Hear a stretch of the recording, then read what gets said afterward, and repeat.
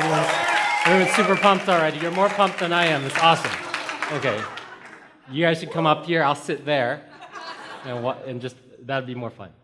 So this talk's called The Democratization of Genius. I think that'll make sense eventually. I didn't come up with this title. Some other dude said, that thing that you just said, that should be called The Democratization of Genius. I was like, okay, sure. I'll put that in a talk. So I'll start kind of early. So I was born in Taiwan. I moved over when I was just a couple years old. My parents, like classic immigrant story, they were working multiple jobs. I was the third kid. And between that, my parents weren't home much.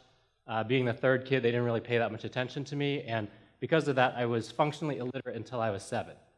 And it meant I actually, pretty much every language is a second language to me, because up until I was about 6 or 7, I mostly thought in pictures and numbers. Now, fast forward a little bit, like the first slides actually starts out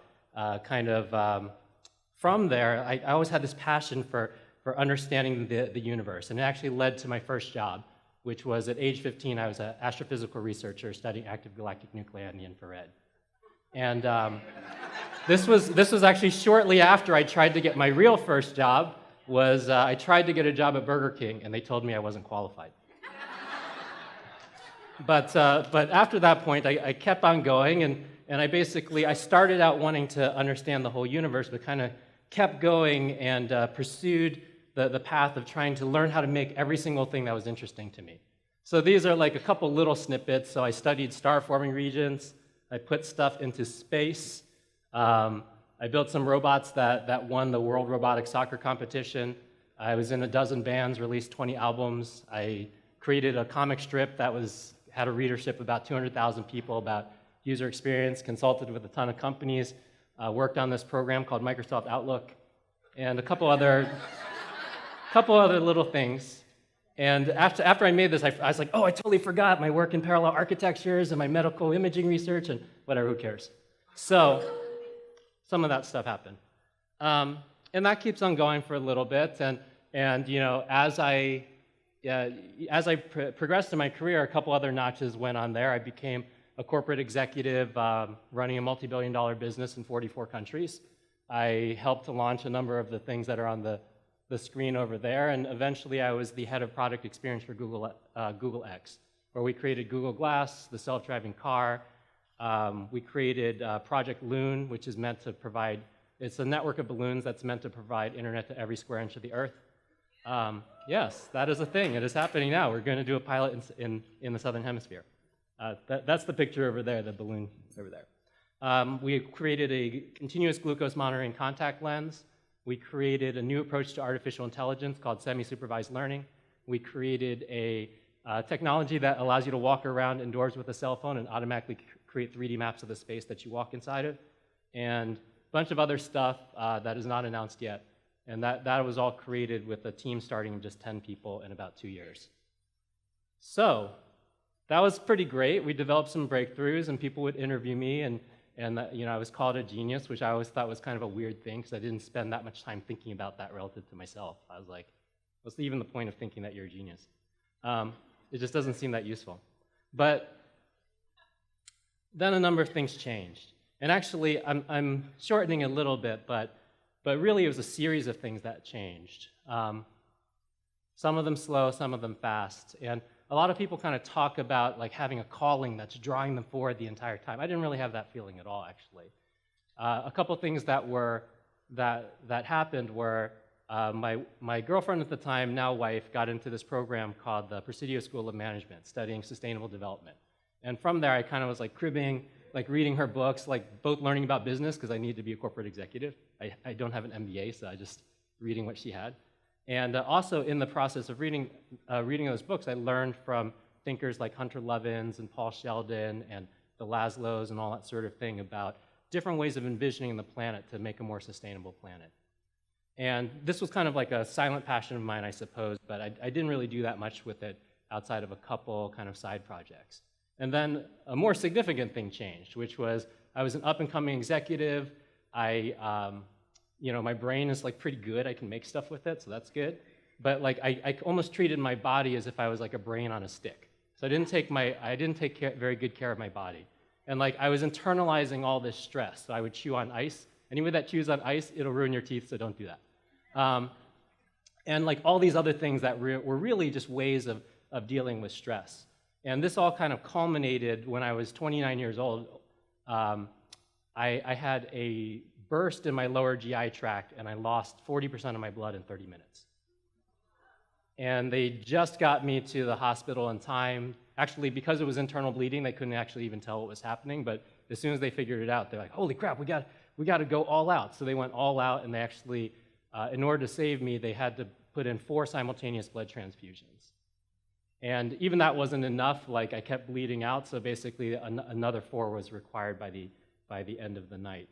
And I learned a couple different things I learned the next day. Well, the nurse told me, number one, was that I was about 1 minute away, maybe 2 minutes away from irreversible brain and organ damage.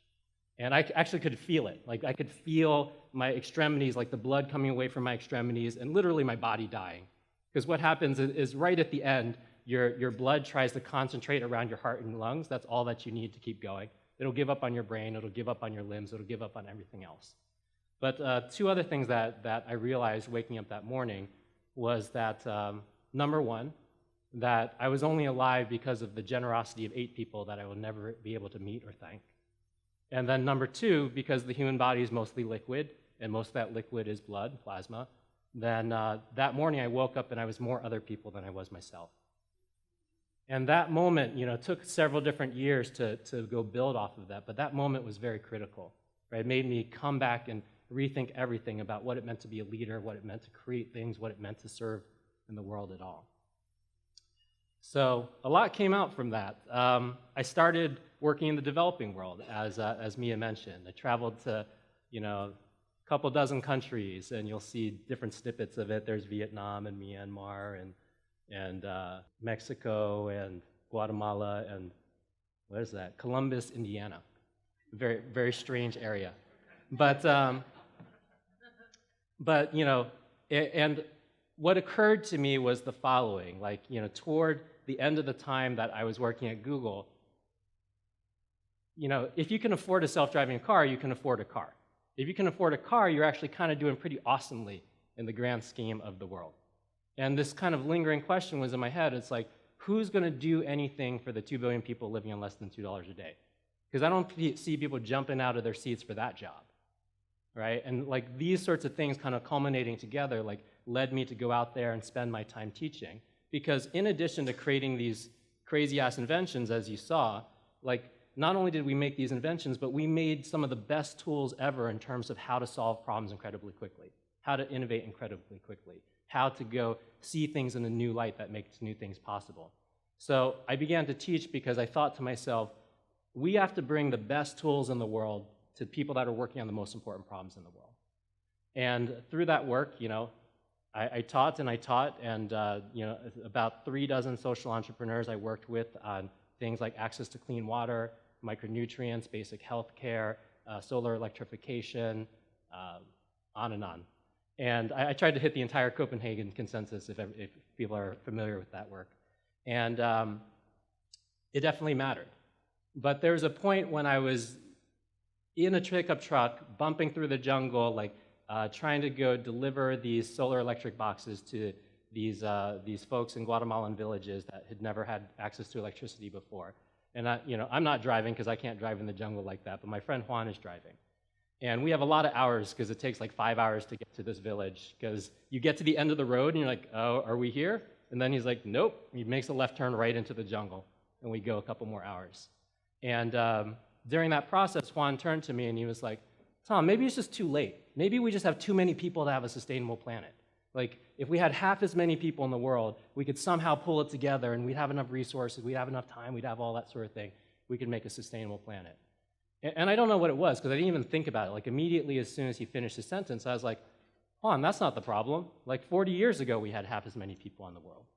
And if we keep thinking the way that we did back then, and we do right now, even if that happened today, we'd have the same problems in 40 more years. And the problem is not out there, it's in here. And because of that, I learned that the rest of the gaps, there's a lot of gaps on the outside, right? If you can get these boxes to these villagers, it makes a difference. If you can get micronutrients into these people's hands, it makes a difference. And those are the outside gaps. But I realized that even that is not enough, and you can't stop the outside work on the outside gaps. You need to keep going, but there's more. The rest of the gaps are on the inside. So as an engineer, I'm always interested in how stuff works. Like the reason I was able to do so much stuff while I was growing up and as a kid was that constantly I'd be like, how does it work? How does it work? How do I make that work? And same sort of thing. It's like, well, if the rest of the problems are on the inside, how do you go make that work? So you can tell I'm not a marketer because I called the project the psychological antecedents to global prosperity. But the shorter way of describing it is we got what we got because we think how we do. And what are the ways that we need to think in order to get a sustainable planet? And the way and I also had a deep dedication to practice. I'm a very practical person. Some of the things I'm going to talk about sound theoretical, but my mantra is like, don't even begin thinking about theory until it works 10 times in practice in several different contexts. And then it might be interesting enough to go put into there. So I only worked in practice, and I called the different techniques that started coming out from that practice mental debugs. And I'm going to try to share 5 of them with you in the next 18 minutes. Here we go. So debug number 1, knowing is the enemy of learning.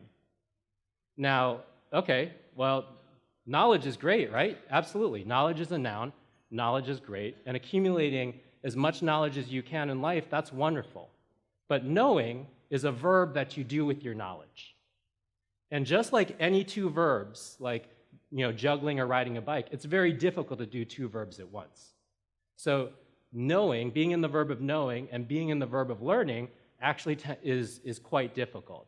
And it's worse than that. Like a lot of verbs you can struggle through. Somebody could ride a bike and juggle at the same time, but knowing is the enemy of learning because knowing makes learning impossible. Because this is what happens in the brain when you are in a state of knowing. You have a current sphere of knowledge, and knowing is like a shell. It holds that sphere of knowledge tight. Because you don't want to corrupt what you're trying to go communicate to people in your process of knowing. So because of that, you hold your sphere of knowledge tight.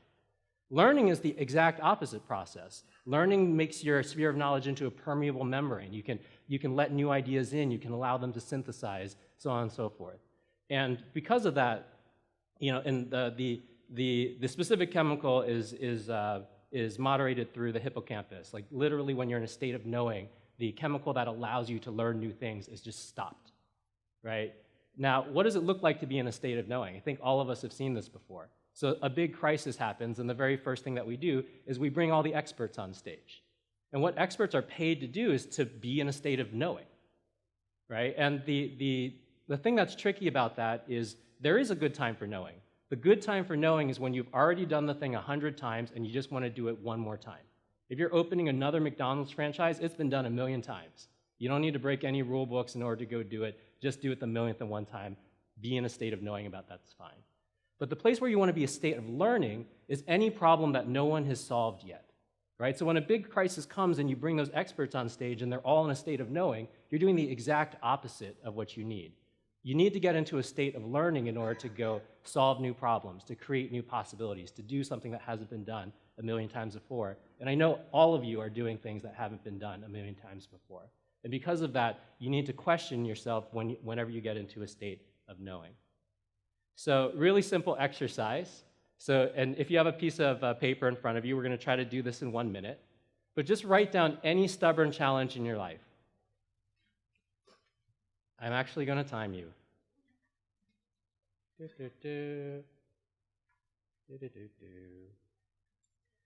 All right, so you got to write down a challenge, and underneath that challenge that you've written down, just jot down, 3, 4 things that you know for sure about this challenge.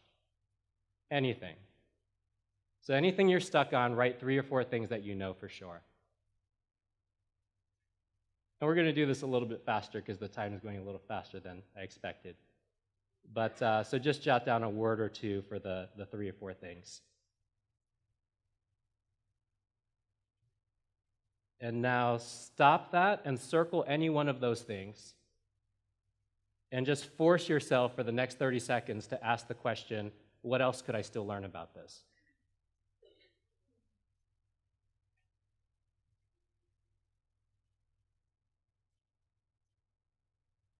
Going to give you just 15 more seconds.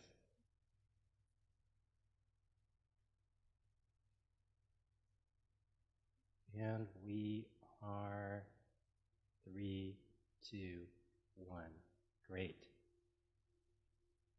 Now what happened there, and I'm not sure if you guys felt it, but whenever we're stuck on something, whether we're looking at it or not, we are either consciously or unconsciously in a state of knowing about it. The reason that it's stuck is that we are freezing the frame, just like this red shell around your sphere of knowledge. And if you can take even a tiny bit of it and ask yourself, what else is there still to learn? Because maybe you're stuck and you're like, I can't ever get this done. There's this person in the other department, and he only wants this, and it's never going to go through if he only wants that. Right? Well, you're in a state of knowing about it. But if you question for a second, it's like, okay, that's a thing that you believe that you know. What else is there still to learn about it? Then you will actually feel it in your mind. You will feel that your mind starts to become malleable again. You'll start to allow in new information. You'll start to see new possibilities and new patterns. And knowing that knowing is the enemy of learning allows you to get into this kind of, get this understanding of which side you're on and have the tools to be able to move over to the side that's going to help you solve your problems the best. Okay, with that, we're just going to keep on going. So I took this during lunch. People take this little, well, what is this? Okay, really simple. This is a fork. And this is what happened in your brain in the last couple seconds. Okay, this is time, and this is how much activity your brain is in. I pull something out of my pocket, and you're like, what is that? So brain activity goes up. As soon as you identify it as a fork, you're like, oh, fork. Brain activity goes to 0. And what happens is you've assigned a noun to it. And every time you assign a noun to anything, actually nouns are just a quick way for you to stop thinking about something. That's actually what happens to your brain. It just immediately goes to 0. You said it was a fork, and you were done, and you stopped thinking about it. Now, let's say for a second, instead of seeing the noun, we said, what are the collection of verbs that makes this noun possible? And the special phrase that you use to go do that is you ask the question, how is it nuanced? So this is a fork. How is it nuanced? And if I'm asking this question, I would look at it and I'd say, you know, what is it made of? It's made of stainless steel. Not a big deal, but how is that nuanced? Well, stainless steel happens to be, consist of iron, chromium, carbon, these sorts of things. How is that nuanced? Well, it turns out that iron can actually only be produced in supernova explosions. And it's the same series of supernova explosions that created the iron atoms in this fork is the same series of supernova explosions that created the iron atom in the middle of every hemoglobin molecule in every blood cell that you have. Right? So that's an interesting set of nuances. Well, how else is this nuanced? Well, where did this fork come from? Where was the fork invented? Well, the fork was invented by the ancient Persians. Eventually, it never gained a lot of popularity, but it was used by royals during the Byzantine Empire. When the Byzantine Empire fell, a bunch of those folks fled and participated in the Italian Renaissance. And several hundred years later, it made its way to France, and the French actually created the modern fork in the process of creating table manners. So that's when they created the salad fork and the dessert fork and all these sorts of forks. And there's manners around those things too. And there's a million other ways that this thing is nuanced. I can ask this question over and over, like where did this material come from? It was mined and then smelted and so on and so forth. And a lot of people have this almost kind of new age phrase where they say, well, everything is connected, and they really treat it like this kind of airy-fairy thing. But if you ask yourself the question over and over, how is it nuanced, you will see that everything is connected in a literal, obvious way. In just a couple seconds, I took you through how this thing is connected to the same stars that exploded that created us. How this thing is connected to a dozen civilizations that rose and fell in order to create its shape and in order to have it in our hand. The millions of people that are related to the global supply chain that made it possible for it to be in my hand today. And like literally, you can pick anything, the carpet, this screen, like, your clothing. Every one of these things is connected to the entire universe in actually not some kind of mystical way, in an obvious way. An obvious way that if you spent 15 minutes asking how it was nuanced, you would see. Now, the title of this debug was Nouns are Greater Than Verbs, because nouns, as soon as you see the noun, you stop thinking. But if you start asking, what are the collection of verbs that came together to go make something possible, then not only do you not stop thinking, but you continue to see more and more possibilities in it. Like, couldn't have those civilizations come together in a different way and created a different fork? Absolutely. Couldn't the composition of the Earth ended up different from different star explosions, and ended up with a different kind of thing. Maybe we wouldn't use iron. Absolutely. Wouldn't it be possible to have a different global supply chain that makes forks entirely differently? All these things that become stable and hard become fluid again, and actually, verbs are the reality of the entire universe. Like, nouns are just these temporary containers. This morning I did this calculation just to go make this point, that since the time I've been talking, actually updating the calculation because I talked longer than I thought. So I've been talking for 20 minutes already, and in those 20 minutes, you have breathed in terms of air, 3.4% of your body weight in terms of air. And you've exchanged that and released it back to the air, right? So literally, you are disappearing into the air as you breathe out, and you're pulling in new life as you breathe in. And right now, you're sharing all that with Awesomeness Fest, folks. Awesome. But actually, if you do the math, in every breath, there's an atom that had been in Einstein. In every breath, there's an atom that had been in Mother Teresa. That's what you're breathing in and out. We are actually these collections of verbs that we happen to call nouns because we want to stop thinking about it. So we're going to keep on going because there's not that much time. But more importantly, beyond applying nouns to things like a fork, we do this with human beings as well. And that's where kind of the greatest crimes happen, right? We call people Muslim or Republican or any noun. And as soon as we say that noun, we're done thinking about them. Like, we go down to 0, we go down to 10%, we're not there anymore. And I challenge you guys during this and all throughout life to challenge the nouns that you come up with. As soon as that noun comes up, say, hold on a second, just going to think a little bit more about the verbs. I'm going to suspend the assigning of the noun and be present just a little bit longer. Another 5 minutes instead of 5 seconds to make the entire difference in the future of your mind. Okay, debug number 3, I got to speed this up. I call this concept crossing the 3 gaps. So let's say you've never ridden a bicycle before. You've never even seen a bicycle before. You're 5 years old. And then one day you're outside on the street. Back when I was growing up, kids played on the street. And now they have play dates and stuff. It's crazy. But it's awesome. Like, parents care more. And their kids are not illiterate until they're 7. But somebody rides by on a bicycle where you're playing out on the street. Well, holy crap, you went from, I didn't even know that bicycles exist, to now I am aware that bicycles exist. Holy crap, that's your first contact. And let's say you had that experience and you ran back into the house and you're like, Mom and Dad, I just saw this crazy thing. It had 2 wheels and the guy was on it like this. And they're like, oh, that's a bicycle. And you're like, well, I want to know everything about bicycles. So your parents, being good parents, are like, well, great. We'll just get you some stuff. So they go to the library, come back with 20 books, and then you got a big stack of books on bicycles. Now, let's say you go and read every single one of those books. Let's say you read every book and you memorize every word. If I now put a bicycle in front of you, how well do you ride? Not at all. And this is actually what we do all the time. We want to have businesses. We want to do something successful, and we read the fuck out of it, right? I read 500 books about this thing. I memorized every page. I know every freaking mantra. But we're not riding the bicycle. Now, let's say we skip that step of the knowledge gap, and we said, well, let's just jump right into the practice gap. And instead of the parents going to the library, they're like, hey, I'll just go to, some store and come back with a bicycle. Well, the kid's going to jump on that, and immediately, the kid is in the practice gap. And, sure, they're falling off, but after 10, 20 times, they're starting to get the hang of it. After 100 times, they're actually able to ride a bicycle. And this is what the practice of getting across the practice gap looks like. And the end of the practice gap is basic competence. At the end of the practice gap, anybody can jump on a bicycle and ride across town. Great, awesome. But this is where things actually start to get really fun, because the end of the practice gap is the beginning of the mastery gap. And mastery is a set of infinite wells. And mastery is also the place where human possibility is expanded. And let me make that really obvious, explain it a little bit more. So let's say you know how to ride a bicycle. I think most of the people in the room have ridden one. But by the time you finish the practice gap and you get into the mastery gap, there's 100 ways of being a master at riding a bicycle. You could be the person that does the craziest BMX tricks ever. You could be the person that does ultra marathons on bicycles. You could be the person that can mountain bike downhill in any terrain.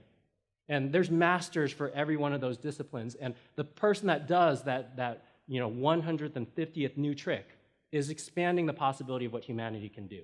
The person that rides a terrain that no one has ever ridden before is expanding the possibility of what humanity can do. And that is what the mastery gap looks like. And anybody who's in the mastery gap, well, number one, they're in flow and they're having fun and all that sort of stuff is amazing. But they'll tell you that it's an infinite well.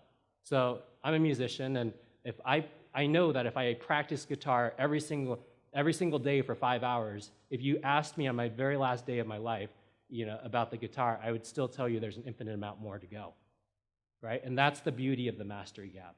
So really, a lot of my work around the world has been dragging people out of the knowledge gap into the practice gap, right? Like, we're so comfortable in the knowledge gap. In fact, we had 20 years of school where they told us the knowledge gap was the most important thing, right? If you memorize the answers, you can put them on the test.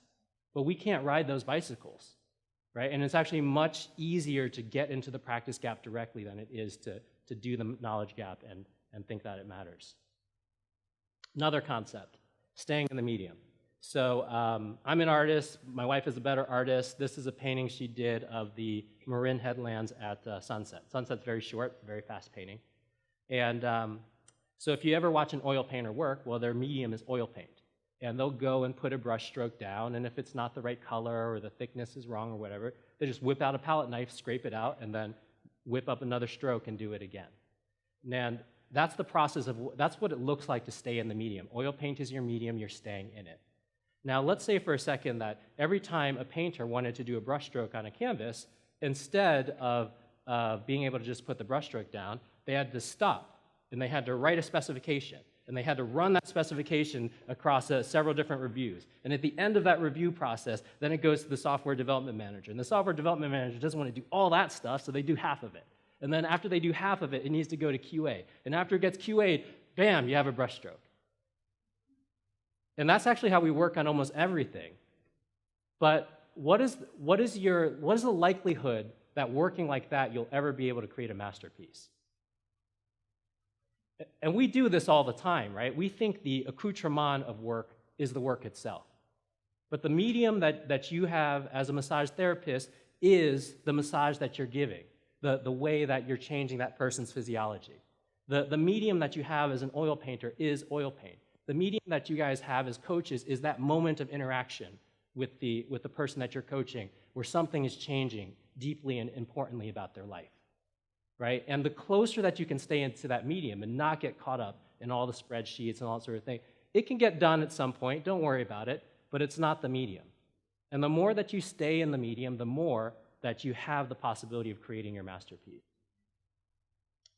Okay, last lesson, and then we're going to go wrap up. So, metabolizability is more important than truth. Now, a lot of people are up here and they're going to tell you their truths, and I think that's actually awesome. And in society overall, we have this kind of attraction to the people that have like the most fundamental truths. Oh, this guy's such a great thinker, or this woman is so brilliant, like her truths are so deep. And it reminds me of a story. Like, I was in second grade, and I had just I knew addition and subtraction, multiplication and division, and I just learned fractions. And I was like pretty good at fractions, and I was like, yeah, man, fractions. And after I did a bunch of things with fractions, I was like, I looked over at my teacher and I was like, I know all of math. And the teacher is like, yeah, okay, sure. And I was like, great. So now, what happened there, right? In some ways, you could say, well, the teacher lied to me. Because like after that, I learned, vector calculus and affine geometry and quaternions and some other stuff, right? And so there's a little bit more math than what she had said. But what she actually taught me at that point was the most metabolizable thing I could get. Like, for a second grader to get a second grade lesson is to help them.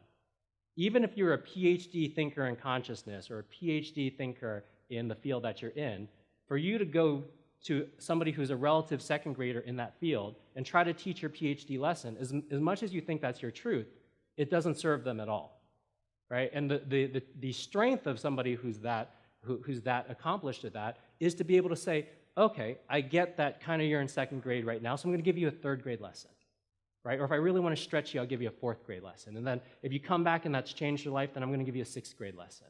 And because metabolizability is the thing that really propels people forward. It's the act of service. It's not the act of allegiance to some sort of ultimate truth that nobody can grok.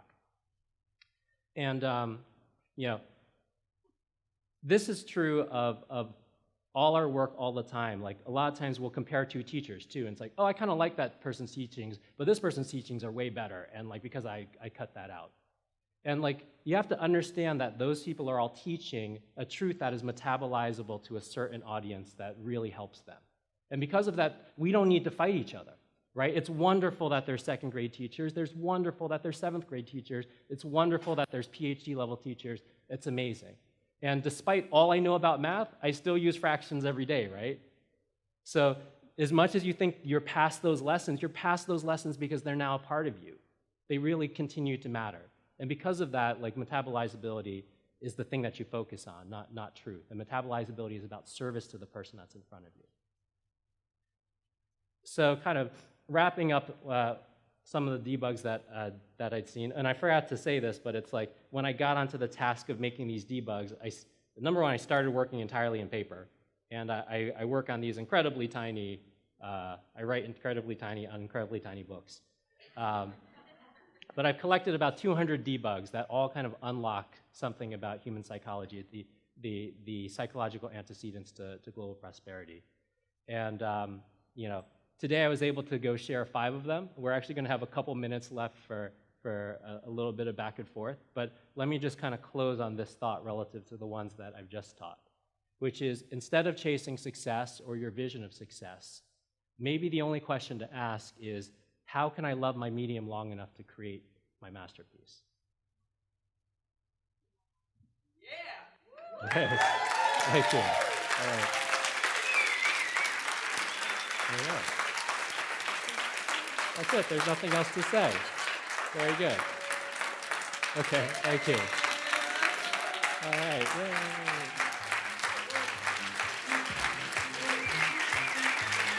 It's kind of crazy. I'm going to photograph you.